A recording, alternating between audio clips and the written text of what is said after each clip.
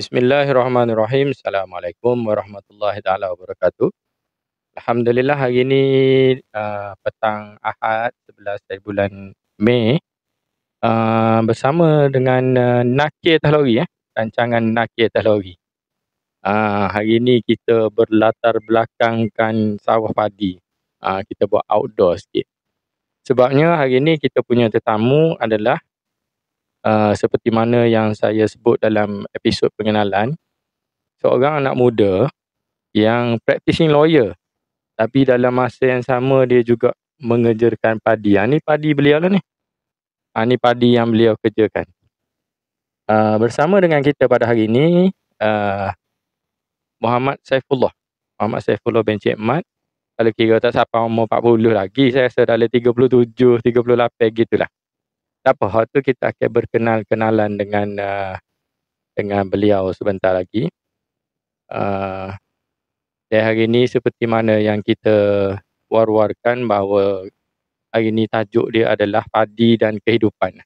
Padi dan kehidupan. Dan hari ini saya memberi ruang seluas-luasnya kepada tetamu kita ni untuk dia nak menjelaskan sudut pandang dia dari bab padi dan kehidupan dia, dan mungkin dia boleh sentuh sedikit kerjaya peguam dia. Dan kita juga sebenarnya tertanya-tanya macam mana seorang peguam boleh terjun ke bidang pertanian ni. Di bidang kertas apa ke bidang caku ada kodok tak tahu lah, tapi mungkin ada lah kerana pertanian kan. Jadi marilah kita sama-sama bertaaruf dengan saya panggil dia lawyer Puluh. Cuma kita akan berkenalan dengan dia. Dan kalau boleh kita berkenalan secara detail lah. Okey. Silakan lah. Bismillahirrahmanirrahim. Assalamualaikum warahmatullahi taala wabarakatuh dan selamat petang. Terima kasih Saudara Fadli kerana menjemput saya pada petang ini untuk kita Nakir Teknologi. Jadi hari ini seperti mana Saudara Fadli sebut, kita Nakir Teknologi ini berlatar belakangkan padi. Sebab kita akan bercerita tentang padi. Sebenarnya tidak padi saja. Secara umumnya adalah bidang pertanian lah. Yang mana ramai anak muda yang telah mula untuk menceburkan diri dalam bidang pertanian. Dan saya sendiri bekerja tugas hakikinya sebagai seorang peguam. Tapi juga mengerjakan tanaman padi di kampung saya sendiri. Bukanlah sebagai mengisi masa lapang, tapi lebih kepada untuk memahami denyut nadi petani. Untuk merasai jerih payah petani dalam memastikan keterjaminan makanan di Malaysia amnya. Jadi seperti mana dia sebut, umur saya betul lah tu 37. Tahun ni baru masuk 37. Dan bagaimana boleh terjun dalam bidang padi ni, sebenarnya saya ni asal dari kampung. Kalau bahasa kampung kat beranak oleh seluk. Besar dalam gut ayah. Pergi sekolah, jadi lawyer dan kembali semula mengingat asal usul kita. Jadi alhamdulillah masuk tahun ni dah hampir 5 tahun saya mencuba dan masih lagi belajar dalam mengusahakan sawah padi, yang mana sebahagian tanahnya adalah milik saya sendiri, dan juga ada tanah emak saudara dan tuk saya lah. Sebab ni kampung asal saya. Jadi saya rasa sekadar itu pengenalan. Dah balik kepada Saudara Fadli. Baiklah, sini dia panggil apa ni? Kalenako deh. Sini Bendar Kalenako, kampung Kalenako, dan ni Bendar Kalenako. Dan zaman masa saya kecil dulu ni, tempat ni adalah tempat saya main lah. Zaman kanak-kanak, zaman sekolah. Sebelum sekolah pun sini lah tempat saya main. Kalau saya ingat dulu sini ni sebelum, kalau dulu-dulu mana ada tanah padi. Lepas tu tanah terbakar. Zaman tanaman tembakau tu, tanah terbakar sini. Lepas tu apabila tanaman tembakau tidak lagi ditanam, petani kembali semula mengusahakan sawah padi di kawasan ini. Jadi benda ni benda lama lah. Dia bukan benda baru, benda turun-temurun sejak tok nenek dulu lagi. Jadi kita tengok fasiliti-fasiliti yang ada pun yang disediakan oleh kerajaan agak sempurna. Cuma memerlukan beberapa penambahbaikan lah untuk menyelesaikan masalah-masalah yang timbul. Kiranya lah ni asas sekolah di kawasan ni lah. Sekolah sini, sekolah Kebangsaan Kelabur, kampung sebelah tu ya. Sekolah menengah? Sekolah menengah di Ma'had Muhammadi Tumpat, Kampung Sedar. Selepas Ma'had Muhammadi Tumpat, selepas tamat Sijil Tinggi Agama Malaysia, saya melanjutkan pelajaran di Universiti Islam Antarabangsa dalam bidang Sarjana Muda Undang-Undang. Tamat Sarjana Muda Undang-Undang, saya kembali ke Kelantan dan beramal sebagai peguam bela dan peguam cara di Kota Baru. Masih mengamalkan. Masih mengamalkan So, amalan guaman. kalau kira ni sibuk ni. Kalau kita tahu lah, lawyer ni dia sibuk, banyak nak kena baca, banyak nak kena tu. Jadi kalau kira lah lagu mana lah demo lah, ngatur masa demo. Maknanya masa mana demo baca, masa mana demo main padi. Uniknya tanaman padi ni, dia tidak memerlukan perhatian kita setiap hari. Dia ada time frame dia. Dia ada masa dia. Dia ada masa dia memerlukan kita. Dia ada masa kita tak mari benda pun tak apa. Yang penting kita ikut jadual dia. Jadi falsafah padi ni dia unik. Daripada dia kecil sampailah kita boleh tuai hasil dia tu, dia mempunyai perkembangan yang tak sama dengan tanaman lain. Kalau nanam sayur memang tak boleh jadi lawyer. Pasal hari-hari kena cara dia. Tapi kalau tanam padi ni, sebenarnya saya start tanam padi ni kerana minat yang utama sekali. Kerana minat dan ingin memahami denyut nadi petani. Baik. Lawyer minat juga dia. Minat juga. Dia jadi kalau kita tengok dengan susun atur jadual, maknanya dia tanam padi. Artinya maknanya dia kita tak boleh meletak ke alasan kita tak ada masa lah dia. Ya, betul. Masa tu kita kena cari. Masa tu saya bagi sama yang berlaku 24 jam sehari. Atas kita nak atur kan. Alhamdulillah tugas saya sebagai lawyer ni, kita boleh atur masa kita. Dari segi jadual mahkamah, kita boleh atur. Jadi terpulang kepada diri sendirilah bagaimana untuk mengatur bila kita nak hadap kerja lawyer, bila kita nak hadap urusan padi. Sebab padi ni dia betul-betul sibuknya adalah pada musim permulaan untuk kita tanam. Itu ya. Mungkin dalam masa seminggu kita kena tumpu untuk padi. Tapi selepas seminggu tu, selepas habis kita tabur padi, kita akan ada ruang masa yang banyak. Kalau kita utamakan padi. Dan jadi pada saya tidak jarang sangatlah bertembung antara kerjaya saya yang sebenar sebagai peguam dengan urusan untuk di sawah padi. Ada masa bertembung tapi tidaklah kritikal sangat. Masih lagi boleh kita uruskan. Loh, demo sebagai lawyer, demo juga sebagai petani. Demo tengok ada persamaan yang demo boleh relate tak antara keduanya? Bidang lawyer dengan bidang nanam padi demo ni. Mana-mana bidang pun dia mesti ada persamaan. Atas diri sendiri ya, lagu mana kita nak menghargai persamaan itu dan menangani perbezaan itu. Dia sama ya, kadang-kadang lawyer ni kalau beza kat pakaian lah. Hari ni saya pakai pakaian benda ni, tidak pakai pakaian lawyer. Tapi persamaan utamanya adalah setiap perkara yang kita usahakan memerlukan pengurusan yang baik. Itu sahaja. Dari sudut masa, dari sudut penjagaan, dari sudut perhatian. Macam padi, umur dia tak panjang. Umur dia 120 hari ya. Selepas 120 hari kita boleh tuai. Fix dia tak ada tambah apa? Tak ada. Dia tak akan tambah, tak akan jadi 150 hari tak akan jadi.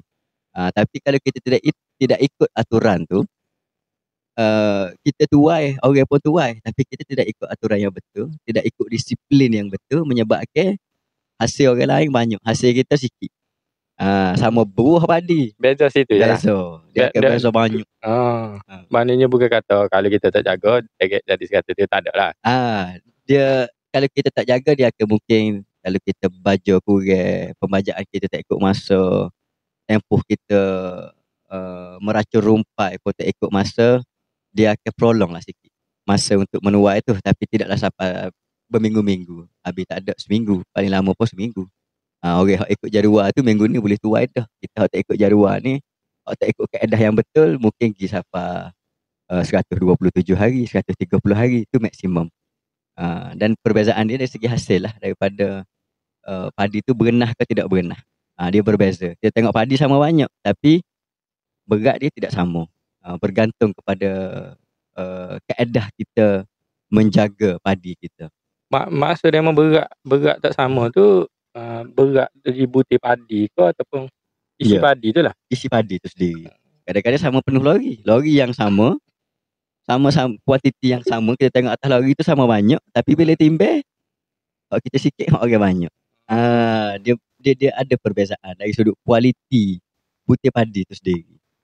Baik, kalau dengan demo tengok tak, dengan perjalanan demo main padi ni, baru ni kita isu hak ditimbulkan isu adalah beras tak cukup.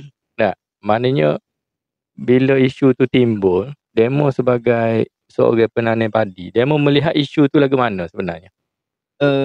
Isu padi tak cukup ni isu yang panjang, isu yang lama. Tidak hari ni padi tak cukup. Sejak daripada dulu-dulu pun kita adalah negara pengimport padi. Memang kita bergantung kepada import. Kalau hanya berdasarkan untuk rakyat kita guna padi dalam negeri, nak hidup sehari pun takut tak boleh. Sebab itu kita terpaksa import. Jadi kita ni Kelantan lah, saya ambil Kelantan. Kita mempunyai potensi yang baik untuk kita usahakan majukan bidang pertanian. Dan ini memerlukan kerjasama yang baik antara petani dengan kerajaan. Kerajaan bagi insentif, berbagai-bagai insentif. Kalau sebut dari segi padi, insentif yang diberikan, insentif baja subsidi lah orang panggil, insentif racun, racun subsidi, insentif jualan padi. Kita jual padi tu ada insentif pula, atas sekilo 50 sen. Kerajaan bagi subsidi kepada kita, insentif. Dalam bahasa standard dia panggil insentif lah, orang kampung panggil subsidi. Maknanya 1 tan kita akan dapat 500, kerajaan akan bayar kita 500. Di samping harga jual. Maknanya Di samping harga jual. Contoh kalau jualan ni harga berapa? 1,500 1 tan. 1 tan tu 500 tu termasuk dengan tak termasuk lagi. Tambah 500 kerajaan jadi bagi 2,000 lah. 2,000 1 tan. Tapi kalau kita tidak mengikut aturan yang betul, tidak mengikut kaedah yang betul, buatlah sebanyak mana pun, hasilnya tidak akan banyak dan jauh lagi lah kita nak kecek soal keterjaminan makanan ke apa ke, jauh lagi. Jadi banyak isu daripada hasil padi ni, dia banyak faktor. Hasil menurun banyak faktor. Utama sekali padi ni macam-macam mana pun dia nak air. Isu dia air. Tak ada air, tak ada padi. Pengairan mestilah sempurna. Kalau pengairan tak sempurna, padi tak akan jadi. Setakat ni dia ada masalah pengairan. Alhamdulillah di benda saya buat ni, kerajaan ada sediakan pengairan yang saya kira baik lah, tapi belum cukup baik. Satunya pengairan ni dibuat pada tahun, kalau tak silap saya, tahun 80.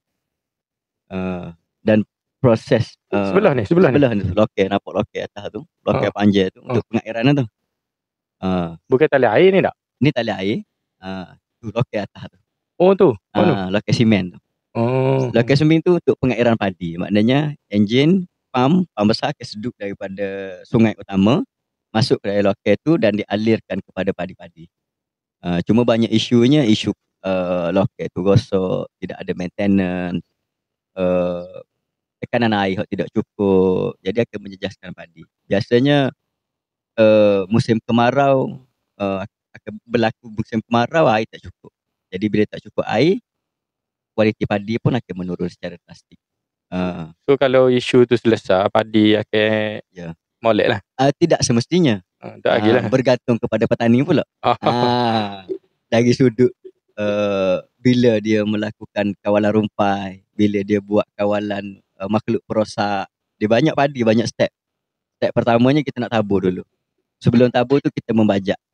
Jadi bila membajak, sebab tu bila timbul kegelisahan di kalangan petani, bila kerajaan melakukan subsidi bersasar terhadap diesel, sedikit sebanyak petani juga terjejas.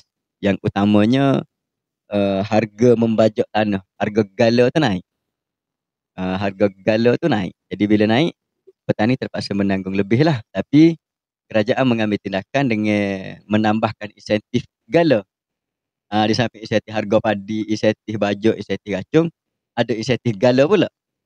Adalah setakat ni adalah. Ada insentif gala dan juga insentif tuaian. Dia masuk sekali dua tu, kerajaan tambah situ. Yalah, sebab gala perlu kenderaan berdisel. Berdisel. Tuai pun perlu kenderaan berdisel. Jadi menyebabkan harga gala dengan harga mesin padi tu naik. Jadi kerajaan tambah insentif untuk membantu meringankan para petani. Jika tanya saya secara jujur, cukup ke insentif yang kerajaan beri? Pengalaman saya sendiri, saya buat padi ni, saya buat agak banyak lah, agak luas lah. Dalam nak banding orang lain lah, amat lagi hot luas. Tapi dengan kedegak saya part time buat padi ni, saya rasa luas lah. Dalam lebih kurang 8 ekar. Tapi yang bersubsidi hanya 2 ekar sahaja. Jadi neka kena sendiri? Neka semua saya pakai perbelanjaan sendiri. Dasar kerja ke dari mana? Ada. Itu memang saya sengaja buat gitu. Saja nak test lah. Saja nak test. Tapi kerja boleh bagi lah. Boleh bagi. Kalau saya daftar tanah apa semua gitu gini, cukup syarat apa semua, kerja akan bagi. Cuma saya malah nak bersusah payah dengan nak kena photostat gerai, photostat IC tu tanah, tanda tangan tu tanah, perjanjian sewaan apa semua. Jadi saya rasa biarlah, saya malah buat lah. Hak 2 ekar tu pun tanah saya sendiri. Tak perlu kepada tuan tanah yang lain. Pada saya yang pergi pejabat, saya isi borang, saya buat semua tu yang nak boleh subsidi. Maknanya dengan 2 ekar, 2 ekar yang ia disubsidi, dengan neka yang tak disubsidi tu setara mana? Maksud saya dari segi kos lah masuk. Kos memang tinggi. Kos memang tinggi lah. Memang kos tinggi. Tapi apabila kita mengikut aturan yang betul, hasil tu tidak mengecewakan. Masih boleh ada untung? Masih ada untung. Maknanya sekiranya petani tu berdisiplin, mengikut kaedah yang betul, insya-Allah hasil tu tidak mengecewakan. Tapi kita nak salahkan petani tak boleh. Kadang-kadang petani ni kita kena faham orang kampung. Petani ni orang kampung. Tahap penghayatan ilmu dia tu tidak seperti mana orang-orang yang berpendidikan. Dia pandai buat padi. Dia tahu buat padi. Bila kena tabur, bila kena racun, bila kena baja. Tapi adakah dia tahu? Saya ambil contoh. Kita nak racun rupuk. Jenis-jenis rupuk kita kena kenal. Tidak. Padi dia tidak kata satu racun, satu rupuk. Satu racun sesuai untuk semua rupuk. Maknanya semua rupuk mati untuk padi. Tak.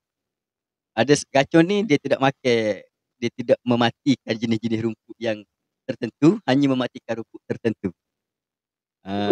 Boleh beri contoh rupuk tak? Banyak. Kalau bahasa kampung, orang kampung panggil rupuk katih murah, rupuk biru. Banyak ni. Banyak berjenis-jenis rupuk jala borok, rupuk emas, macam-macam rupuk. Keladi agah. Kita kena nerung. Nerung. Macam-macam rupuk juluk. Jadi setiap rupuk tu dia ada racun-racun dia yang berkesan ke atas dia. Kebanyakan petani tahu racun ni boleh pakai untuk sini. Tapi saya ambil contoh berkenaan dengan herbicide resistant. Maknanya rupuk ni dia telah resistant dah kepada jenis racun ni. Ada. Dan telah berlaku pun lah ni.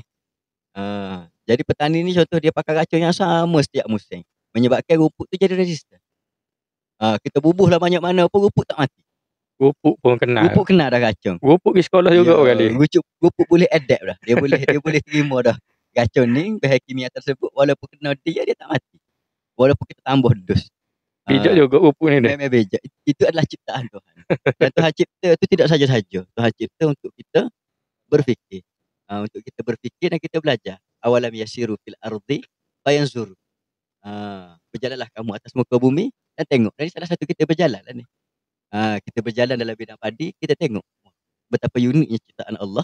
Dia bagi akal kepada kita, kita boleh cipta racun, mematikan makhluk dia, tapi dia boleh buat makhluk tu lawan balik racun tu.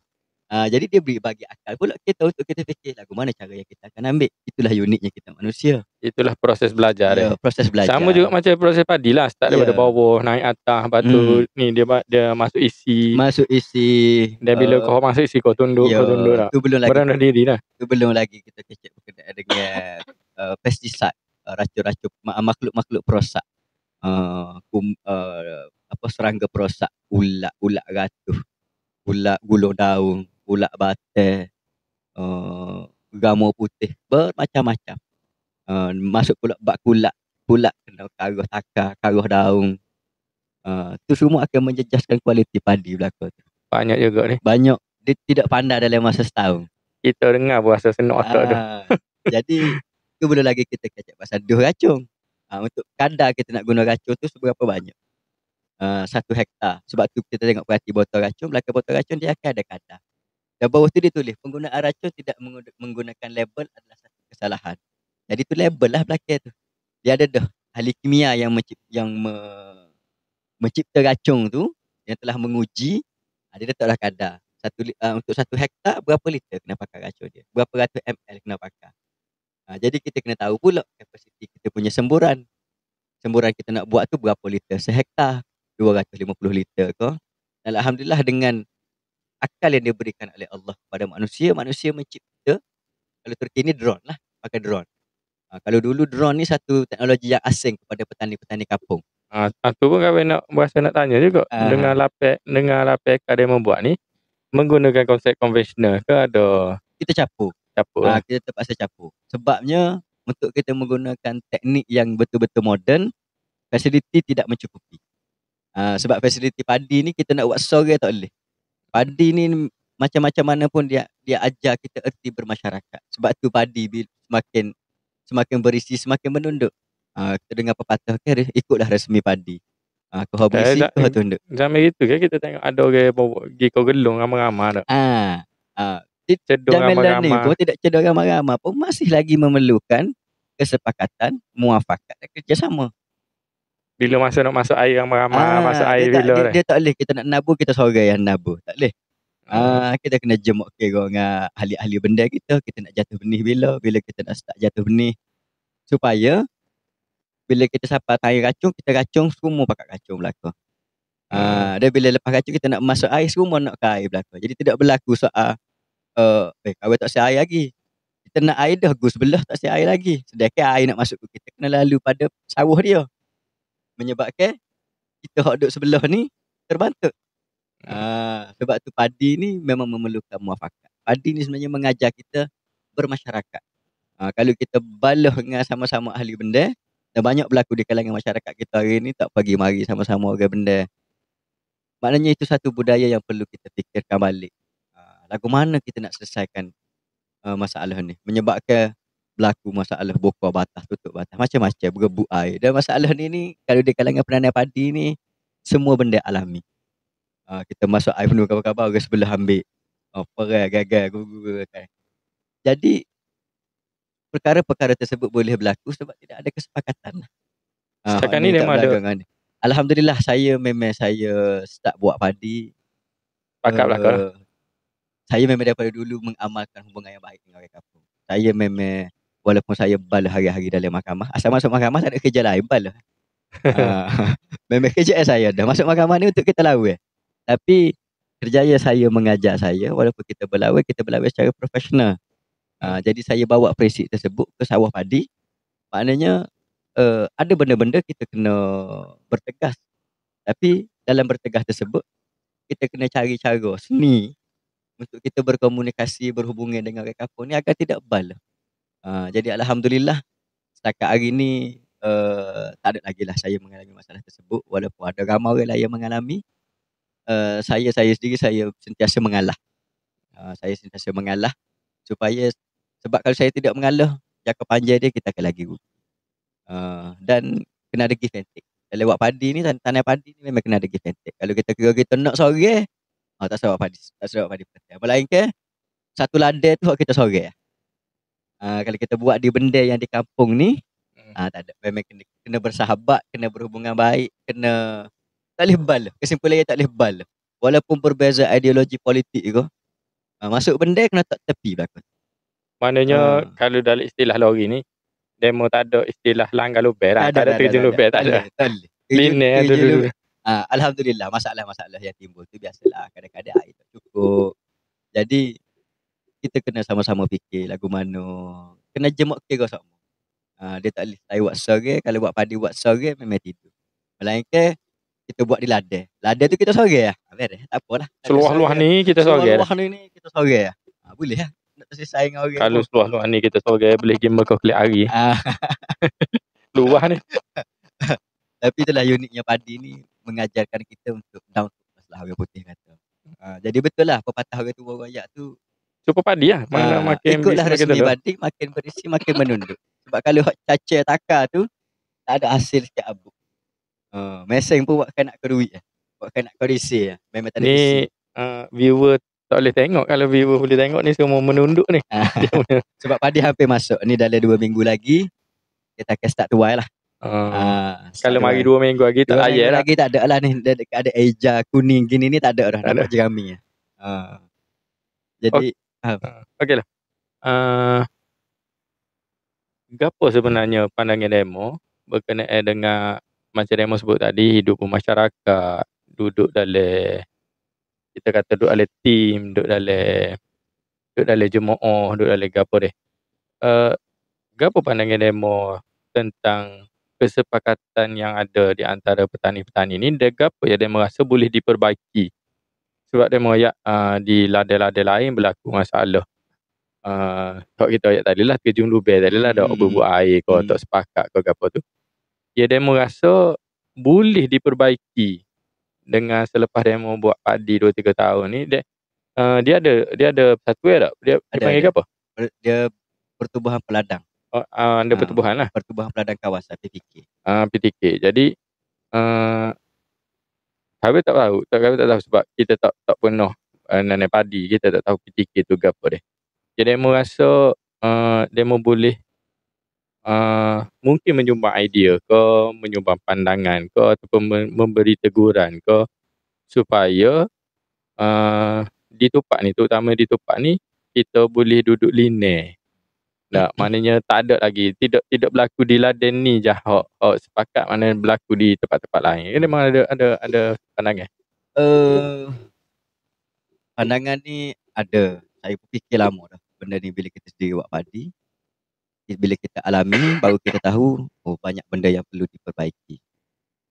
Mana-mana benda pun termasuklah benda saya sendiri ni, benda di kain aku ni. Masalah-masalah yang kita sebut tadi tu berlaku. Cuma tidak berlaku pada saya aja. Tapi kepada orang lain berlaku. Jadi pertama sekali kita kena kaji punca berlaku tu apa. Sebab apa berlaku? Contoh berlaku air, duk bubuk air. Sebab apa berlaku bubuk air? Disebabkan oleh saliran yang tidak sempurna. Kalau saliran yang sempurna, sebab apa saliran tak sempurna? Tekanan air tak cukup, kuantiti air yang dibekalkan tidak cukup, tidak mengikut jadual yang betul. Kadang-kadang masalah teknikal, enjin tak hidup. Enjin tak hidup hari ni. Beki makan masa seminggu, 2 minggu nak beki. Menyebabkan petani-petani ni padi dia tu nak ke air dah. Sebab kalau tak masuk air akan menyebabkan bermasalah kepada dia. Sepatut racun rupuk sekali jadi 2 kali, 3 kali. Kos untuk sekali racun rupuk kena habis dah 400-500. Kalau 3 kali 1,500. Jadi kegusaran dia tu kita kena ambil kira. Sebab saya merasakan kegusaran tersebut. Kita merasakan kegusaran. Bila mana lepas kita racun rupuk, kita nak ke air. Enjin tak boleh jalan. Kita rasa kegusaran tu. Dan bila tengok, padi sebelah ni ada air dah. Kita pun kita curi air dia, kita cakur batas, kita ambil air dia. Jadi bila start ambil tu dia akan start balas lah. Dia akan ada trigger point. Jadi untuk mengelakkan benda-benda tersebut adalah benda pertamanya di pihak orang kata pimpinan benda ataupun pimpinan PTK apa semua kena mengambil tindakan proaktif. Tidak kata suruh mari witch kamu orang kampung, tidak. Tapi kaji punca, selesaikan punca tersebut. Tak ada orang nak balas saja-saja ni. Mesti ada trigger point. Jadi trigger point tu yang kita mesti selesaikan. Sebab tu saya punya visi. Andai katalah saya mempunyai peluang. Walaupun sekali. Saya cukup berhasrat untuk mengutarakan satu idea yang mana untuk kita adakan satu blueprint. Maknanya plan induk. Kalau ada blueprint orang putih, bahasa Melayu plan induk. Kalau alih bahasa kita bagi plan biru. Ah, jadi plan induk. Plan induk rancangan pengairan dan saliran pertanian. Benda tu boleh dibuat melalui PPK ke apa semua boleh lah. Boleh, kena KJL lah buat. PPK ke PTK? Mana-mana agensi pun boleh buat. Benda tu mana-mana agensi boleh buat. Sebab apa? Padi ni dia pertanian ni dia tidak duduk dengan PPK seorang. Kita ada PPK, ada KADA, ada JPS, ada AIDA, ada kalau di Kedah Mada, bermacam-macam agensi. Jadi memerlukan kesepakatan agensi. Yang mana agensi-agensi semua memberi kerjasama, melaksanakan tugas tanggungjawab dengan cukup baik. Cuma ada kekangan-kekangan sebab dia jabatan kerajaan. Dia tak buat lah. Dia buat tapi Hmm. mengikut kemampuan dia lah. Mengikut bidang kuasa dia sebab masing-masing ada bidang kuasa masing-masing. Jadi sebab itu saya kata kena ada keselarasan di antara jabatan-jabatan. Jadi untuk mengatasi masalah ini, waktu saya berfikir ni make it sorry lah. Kita kena wujudkan satu plan induk, rancangan pengairan dan saliran pertanian. Supaya mana-mana agensi yang bertanggungjawab. Sebab dia bukan semua kawasan bawah PPK, bawah Lembaga Pertubuhan Peladang. Ada kawasan bawah KADA. Ada kawasan bawah AIDA. Sungai macam sini, kawasan kita ni bawah PPK. Tapi sungai kita bawah bidang kuasa KADA. Rumah PAM bawah kuasa JPS. Jadi tali air bawah kuasa JPS. Tapi gilit sana sikit, tali air bawah bidang kuasa KADA. Ada kawasan-kawasan. Kawasan tu kawasan KADA tapi tali air JPS. Jadi sebab tu saya kata memerlukan keselarasan. Jadi kalau kita nak selaras atas gapo. Jadi selaras atas plan induk ni lah. Jadi wujudkan satu plan induk. Untuk wujudkan satu plan induk ni bukan satu benda yang kecil. Benda yang besar sebab memerlukan kos yang tinggi. Sebab apa kita tak boleh nak plan induk pakai lakar atas kertas, tak boleh. Kalau saya cadangkan untuk kita wujudkan satu konsultan. Maknanya konsultan ni kerja dia ni kita lantik konsultan untuk mengkaji keperluan air. Benda ni perlu berapa? Benda ni perlu air berapa? Jadi sumber air kita nak ambil mana? Aliran tu kita nak buat kat mana? Jadi kita buat plan induk tu. Bagai tak buat lagi. Plan induk dulu. Biar ada plan. Supaya bila-bila ada peruntukan daripada kerajaan turun, jadi nak buat tali air kau nak buat pengairan ke apa berdasarkan plan tu lah. Barulah tidak jadi hijatin deh. Kalau tidak kadang-kadang pergi gali tempat yang tidak sepatut buat. Maknanya tempat sini air banyak dah. Tapi sebab projek ada, kena pergi bui situ pula. Jadi membazirlah dana kerajaan. Tempat kosong lagi. Macam kita kata perhabis peruntukan. Lepas tu tak buat dah. Lepas tu kita duduk perhabis Pak Tula. Jadi menyebabkan kawasan-kawasan yang tidak ada fasiliti lagi, sentiasa terabai. Macam di Tupak sendiri, masih terlalu banyak tanah-tanah terbiar. Tanah terbiar tu bukan kerana petani tidak mahu mengusahakan. Tapi utama sekali tak cukup air, bekalan air tak ada, air tak sapa. Boleh jadi jalan-jalan pun tak ada dah. Jalan pun tak ada. Jadi menyebabkan petani tidak tanam padi dan sekaligus menjejaskan keterjaminan makanan kita. Bekalan padi akan kurang lah. Sebab petani tak tanam. Cuba bayangkan kalau kita ada satu plan induk dulu. Bukan kita nak laksanakan sebagaimana plan tu sekaligus. 10 bilion tak cukup kalau nak buat sekaligus. Tapi kita buat berfasah. Kalau ada sikit, kita buat cara sikit. Ada banyak, kita buat cara banyak. Lalu ni ruang untuk demo menyuarakan pandangan demo tu, adakah melalui mesyuarat ke ataupun melalui suara-suara ke? Sebab kami tak tahu kami tanya ni. Ruang untuk kita suarakan tu ada. Tapi, orang kata apa, masa yang setara mana mulut kita. Kadang-kadang kalau saya kecek sebagai lawyer, katalah hari ni saya pakai necktie ataupun pakai rok, pakai bib, pakai lawyer mari kecek apa dia orang nak dengar. Tak ada orang nak dengar.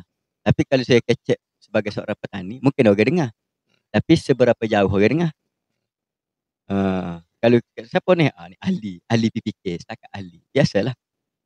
Maknanya memerlukan usaha yang berterusan daripada petani melalui orang kata society yang telah ada. PPK ni diwujudkan oleh kerajaan. KJL yang tubuhkan PPK ni. Dia ada Akta Pertubuhan Peladang.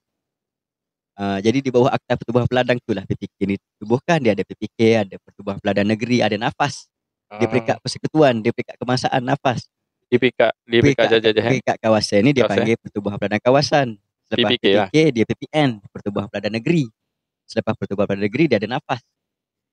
Jadi sebenarnya society yang ada tu, platform yang ada ditubuhkan tu cukup baik. Tapi seberapa baik kita menggunakan platform tersebut. Jadi yang mampu kita lakukan di peringkat petani ni adalah kita memaksimumkan penggunaan platform tersebut yang ada. Cara pilih keahlian PPK tu Dia lantikan ada ke? pemilihan, Ada pemilihan lah. Untuk ahli jemaah pengarah tu dia ada pemilihan. Jadi melalui proses pemilihan yang dipilih Ada proses oleh pengundian ahli-ahli, jugalah. ada proses pengundian lah. Jadi kita tak suka cek bak tu hari ni. Cuma platform yang ada tu sebenarnya boleh. Sebagai contoh, saya ambil satu contoh. Bukan semasa lah, sebagai pengurusi Persatuan Peternak Ikan Lagu Nasri 7. Masih lagi Mega ikan juga. mega ikan. Berlaku satu masalah air cetek. Air cetek ni menyebabkan air sampai parah lutut. Tenaga ikan siakap, air payau ni tak boleh nak sustain. Menyebabkan setiap tahun berpuluh-puluh tan mati. Bahkan ada satu ketika tu beratus-ratus tan. Mati tu masuk Mati tahun lah. tahun saja. Jadi menyebabkan peternak-peternak kerugian. Masa tu saya masih baru berjinak-jinak dengan peternakan.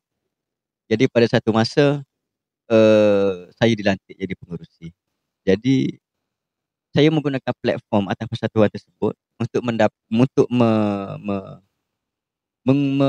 initiate projek mendalamkan lagoon tersebut. Dia panggil aquaculture basin. Learn ni dah berjaya dah selesai. Jadi seingat saya lebih kurang 2 tahun kita usahakan projek tersebut. Turun naik Putrajaya, jumpa dengan menteri, 4 menteri. Alhamdulillah last kali kita dapat projek tersebut semasa almarhum Datuk Salahuddin Ayub menjadi Menteri Pertanian. Masa kerajaan Elon ni lah. Masa kerajaan Pakatan Harapan. 1.0. Jadi bila dia mula-mula jadi menteri, kebetulan dia ada di Kelantan, dan saya minta dengan beliau untuk beliau hadir ke Lagu Nasri 7 untuk menyaksikan sendiri keadaan peternak-peternak. Jadi alhamdulillah beliau datang. Bila beliau mari, saya briefing, tunjuk gambar-gambar lama yang daripada tahun-tahun lepas. Memang terlalu banyak kerugian. Dan puncanya adalah air cetek tadi. Sedangkan pada tahun awal 90-an dulu, air tu memang dalam 4 meter. Masa ikan tu mati, air tu parah lutut, tak sampai 1 meter pun. Jadi mana ikan nak boleh sustain. Jadi untuk ada juga cadangan kata kita pergi merah online, sedangkan tak ada tempat lain dah yang sesuai untuk merah. Jadi menggunakan platform tu, saya merayu, memohon kepada almarhum masa tu untuk projek itu dilaksanakan. Dan alhamdulillah beliau melaksanakan. Dan sebelum beliau meluluskan projek tersebut, kita telah berusaha untuk projek tersebut. Kita buat plan dengan bantuan pegawai-pegawai kerajaan, terutamanya masa tu Timbalan Ketua Setiausaha Datuk Badrul Hisham. Sekarang ni pun dia pun masih lagi Timbalan Ketua Setiausaha. Beliau lah yang banyak membantu dari sudut teknikal. Maknanya walaupun orang kata duit tak ada lagi, tapi dia usahakan juga supaya boleh kita buat satu plan, satu design. Lagu mana kita nak buat ni, berapa peruntukan yang kita perlukan. Alhamdulillah bila mana almarhum mari, bila dia tengok, dia tanya berapa peruntukan yang kita perlukan ni, peruntukan yang perlu berapa. Jadi terus TKSU boleh jawab sebab dah ada plan yang siap. Jadi bila plan siap, alhamdulillah lepas sebulan dia luluskan dan berjaya dilaksanakan. Dan ni tak adalah isu tak ada isu ikan mati dah. Alhamdulillah selesai. Jadi itulah bila kita memaksimalkan platform yang ada. Jadi macam Persatuan Peternak tu dia tidak bukan pertubuhan kerajaan tu, dia memang pertubuhan independen. Persatuan biasa-biasa. Macam persatuan ibu bapa guru gitu lah. Tapi PPK ni adalah persatuan yang ditubuhkan oleh kerajaan. Saya kira suara tu lebih kuat. Cuma tinggal lagi apa yang kita nak suarakan, bagaimana kita nak bersuara. Itu sahaja. Dan apa yang kita nak suarakan kepada kerajaan supaya dapat membantu petani-petani di bawah. Supaya dia tak ada istilah ke apa dah, malah fide apa. Dia tidaklah malah fide. Dah maknanya kita menyuarakan bukan dalam bentuk malah fide lah. Tidak. Memang kita menyuarakan tu hasrat petani-petani. Dan kalau kita tengok benda ni, okey, ada benda yang padi dia suami tak ada gopuk. ada petak-petak sawah, ada rupuk. Dan bukan faktor kesalahan petani tu. Itu adalah faktor kesalahan, bukan faktor kesalahan, maknanya Sedikit uh, kelemahan lah. kelemahan di bekalan air. Dan pihak JPS memang bagi kerjasama penuh sekadar kemampuan dia. Kita pun kena faham jabatan-jabatan KJL pun dia ada protokol dia, berapa banyak hak dia ada, berapa dia boleh buat. Jadi sekadar kemampuan dia maksimum dah. Tapi masih lagi belum cukup untuk menangani ataupun untuk memaksimumkan kegunaan petani itu sendiri. Jadi sebab tu saya punya visi adalah plan induk rancangan pengairan dan saliran pertanian ni mesti kita usahakan supaya semua orang boleh menikmati apa yang kata hasil daripada sekiranya rancangan tersebut berjaya dilaksanakan kelak. Tapi kalau rancangan apa tak ada dah, maknanya kalau pepatah kata apa, gagal merancang Yalah, uh, right the way lah maknanya kita gagal merancang itu adalah rancangan kita untuk gagal. uh, At least kita dah ada merancang. So gagal berjaya tu nombor 2. Kita rancang dulu. Kalau rancangan itu tak ada dah, tak usah kecek berjaya. Memang kita gagal dah. kita cuma berenang di mengikut arus sajalah. Ikut arus. Kalau betul dengan air hujan banyak, hasil molek. Hujan kurang kat, hasil tak ada. Jadi kita tidak mengawal pembalik upah. Okey lah. Last. Harapan demo de impian demo lah, terutamanya untuk generasi-generasi muda untuk menceburi bidang padi ni. Kalau demo boleh secara literalnya demo boleh sebut harapan demo dengan demo buat sendiri ni, gapo ya demo rasa demo nak tengok 5-10 tahun lagi. Pertama sekali apa-apa bidang kita nak buat pun, saya cukup yakin kita kena berpegang kepada ilmu. Gapo-gapo pun. Nak jadi lawyer, kena ada ilmu lawyer. Nak tanam padi, kena ada ilmu tanam padi. Nak tanam sayur, kena ada ilmu tanam sayur. Itu nombor satu sekali. Jadi kepada anak muda, kalau nak menceburi bidang pertanian lah, saya ambil umum. Apa-apa pertanian, ternakan ko, mego ko, nane, tanam padi ko, tanam fertigasi ko, cili ko, jagung, terpulang. Nombor satu sekali adalah ilmu. Belajar dulu, biar ada ilmu dulu. Ada orang kata kita buat dulu, lepas kita ngaji lah. Boleh juga, tapi kita buat dengan tak ada ilmu, kena salah nasib kita tak baik. Kali pertama tu kita rugi dah, kali kedua kita tak buat lah, pergi. Itu yang pertama, ilmu. Nombor 2 adalah penghayatan ilmu tu. Setara mana kita mengaplikasikan ilmu. Kadang-kadang ilmu ni, contoh saya ambil tanaman padi. Penjagaan batas tu kita kena jaga. Batas supaya batas tidak bocor. Untuk kita buat lubang tikus. Tapi untuk kita basmi benda tu, penat. Ilmu kata, batas kena comel. Okay. Tapi untuk kita baiki batas ni, satu benda yang cukup letih. Tapi kalau ada jentera boleh buat lah. Tapi macam tempat saya ni tak ada jentera tu buat batas. Saya buat sendiri manual dengan cangkul. Memang penat. Tapi kerana saya menghargai ilmu, saya buat juga. Itu satu. Nombor 2, perataan tanah. Kita tanah nak kena sama kata. Okay. Kalau tanah tak sama, kualiti padi akan kurang. Tapi kalau kita sama tanah, kualiti padi akan lebih baik. Dari segi penjagaan rumpai lebih baik, dari segi penjagaan air lebih mudah, dari segi kawalan perosok pun lebih mudah, kawalan tikus pun lebih mudah. Ilmu kata gitu, tapi untuk melakukan benda tu penat makan modal. Jadi sebagai menghargai ilmu, menghayati ilmu tu, saya buat juga. Dan alhamdulillah berjaya. Menghayati ilmu nombor 2. Nombor 3-nya kena tekun. Tak boleh ada give up lah. Buat sekali tak jadi ke pakai dek. Mesti ada kesilapan kita mana-mana. Sentiasa baiki. Dan saya buat padi pun tidak kata kali pertama saya buat tu terus hasil molek. Tak. Dia 3 musim guling. Habis duit saja. 3 musim, tahu saja duit. Maknanya musim pertama rugi. Musim kedua break even. Musim ketiga baru ada untung. Musim keempat barulah kita boleh merasa suka rupanya buat padi. Jadi kepada anak muda, kalau nak menceburi bidang pertanian, saya alu-alukan. Tapi yang pertama sekali, ilmu. Dan ilmu nana ni tak kena ngaji di masuk universiti. Yang penting dalam diri kita, kita menghayati prinsip ilmu, kita kena faham apa kita nak buat. Sebab itu konsep Malaysia Madani yang diperkenalkan oleh kerajaan tu, saya tidak melihat konsep tu hanya politik semata-mata. Sebab 6 nilai tu kalau kita nak aplikasikan kepada tanaman, boleh. Memang boleh, memang kena, perlu. Tidak hanya konsep Malaysia Madani terpakai kepada golongan yang kita kata pakai necktie, pakai ni lah. Geng cikgu, sekolah, universiti, golongan-golongan pejabat. Tidak. Konsep tersebut juga kita kena terapkan juga kepada petani.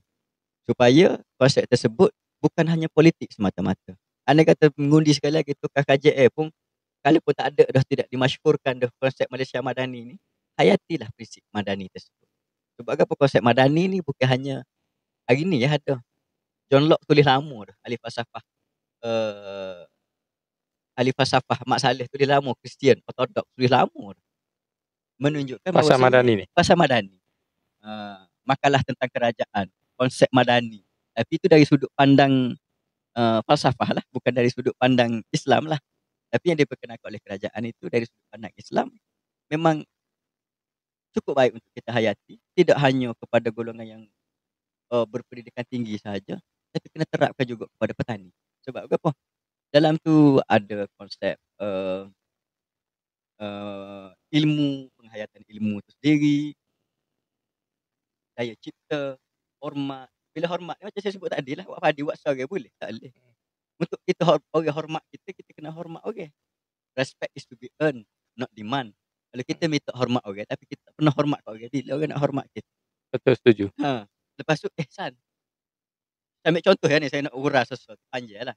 Saya ambil contoh ihsan, konsep Malaysia Madani ni ihsan. Jadi kalau buat padi tak ada ihsan, takkan berjaya. Saya pernah baca di Jepun.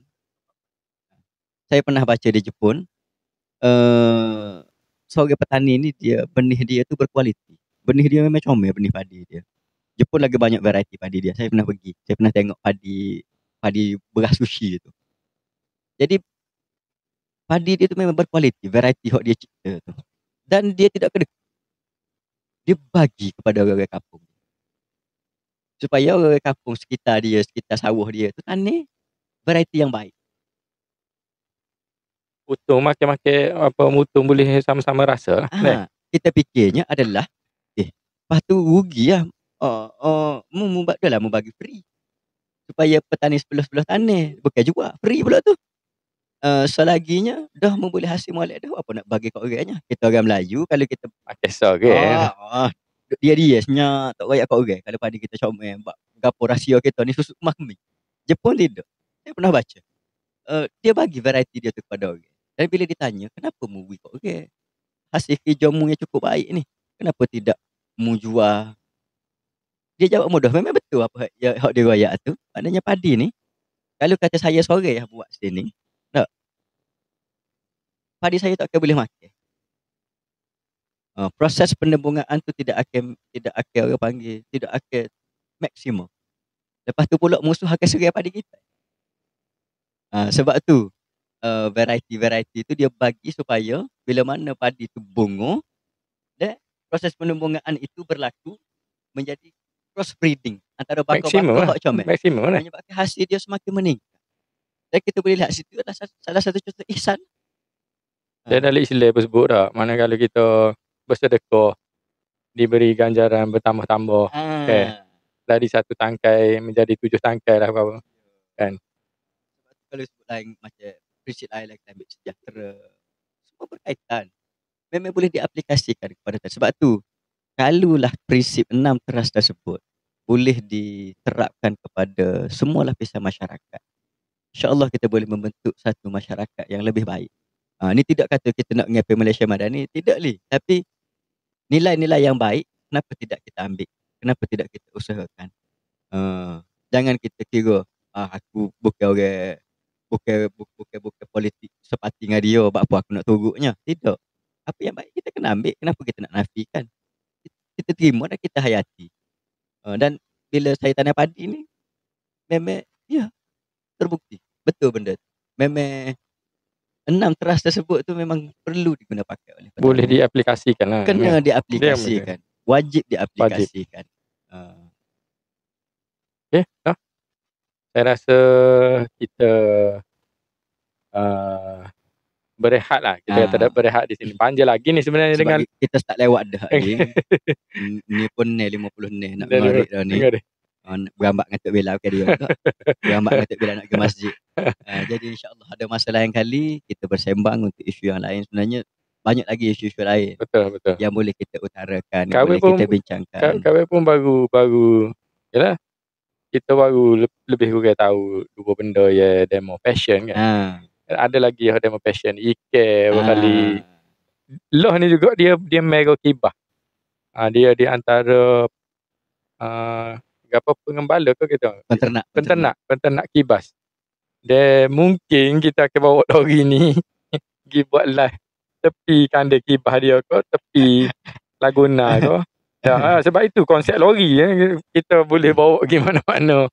Dan dalam masa yang sama kita tu saya rasa dengan pengkongsian lah sebentar tadi tu banyak manfaat yang saya rasa lah kita boleh ambil dan kita boleh menilai dan kita boleh meneruskan apa visi, apa misi dia kan. Yang boleh kita panjangkan. Sebab tu saya royak. Di setiap orang ni dia ada satu cerita yang unik. Jadi hari ni kita berjaya mencungkil sedikit keunikan yang ada pada Loh ni. Samping kita boleh berkenal-kenalan dengan dia kan. Dan dia, yalah, sepuluh royak lah kalau dia berpakaian loyan, nak cerita pasal padi. Tak ada siapa nak dengar lah. Loh ni kita dengar sudut pandang seorang petani itu sendiri, dia apa harapan dia berkenaan dengan isu padi ni sendiri. Jadi saya rasa saya nak mengakhiri sesi pada petang ini dengan kita belajar sesuatu daripada padi, terutamanya dalam dalam konsep kita semakin kita berilmu, semakin kita berpengalaman, kita harus menunduk seperti mana tunduknya padi bila dia telah ada isi kan. Jadi apa yang baik datang daripada Allah, apa yang tidak baik adalah daripada kelemahan kita berdua lah kita berdua manusia. Sebagai manusia memang kita sentiasa buat silap. Dan kalau ada pandangan-pandangan yang pandangan-pandangan yang menyebabkan terguris hati mana-mana pihak, saya memohon maaf bagi pihak saya dan pihak saudara Saifullah ni. Tujuan kami tidak lain dan tidak bukan adalah untuk memanjangkan ilmu, memanjangkan pengalaman, berkongsi idea, berkongsi pandangan, berkongsi apa saja yang baik. Dan supaya kehidupan kita ni makin lama makin baik, makin lama makin baik, makin lama makin baik. Dan mudah-mudahan perkongsian ini menjadi satu ladang pahala kepada kita. Sekadar tu dululah. Ya. Ada lebih kurang kami minta maaf. Saya pun minta maaf ada lebih kurang. Kita jumpa semula lain kali dalam suasana yang lain. Hari ni kita cerita berkenaan prinsip lah, konsep sahaja. Detail padi tu kita cari petani sengoti ya. Saya ni tidak panggil petani sengoti. Jadi insyaAllah lain kali kita berjumpa lagi. Saya mohon maaf ada tersalah tersilap. Assalamualaikum warahmatullahi wabarakatuh. Waalaikumsalam warahmatullahi wabarakatuh. Baik. Nanti kita akan jumpa di episod 2. InsyaAllah episod 2 ni kalau ikut perancangan saya lah. Saya nak ajak nama agak besar jugalah. Dia kita panggil Tok Wer Derameh ataupun Wan Abdul Rahman. Dia ni antara otai yang pada saya lah, saya jumpa antara orang yang suka berbicara pasal buku. Satu benda yang telah semakin lama semakin hilang dalam kehidupan kita ni.